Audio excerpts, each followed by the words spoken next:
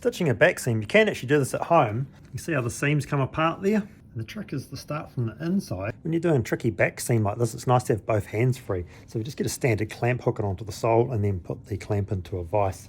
And that way you've got both hands on the job. And also the other thing is a pair of bent nose pliers. These bent nose pliers work better than the straight ones for some weird reason, and they make it much easier to do. Now that the seam's starting to look the part again, we're going to tuck that needle in and go way up here and around a stitch and hide it back down. Normally I like to get a drop of glue on it, but because this is beige, I'm really not going to be able to do that. So I might sneak through the other side of the lining and tie a knot over the other side out of sight.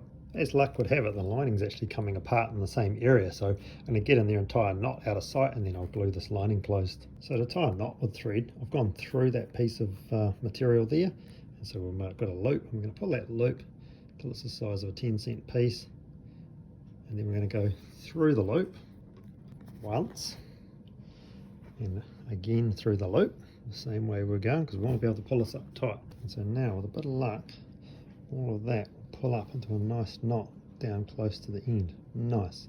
So now I'm going to use both hands and pull that a bit tighter, and I'll cut the thread off a good 10 or 20 centimeters away from the end, because I don't want that knot unraveling ever. To finish it off, put the seam onto a last and just give it a little gentle tap with the shoe hammer, just to try and set it down nice and flat. Doesn't look perfect there, but once we let it go, it'll shrink back and be looking the part.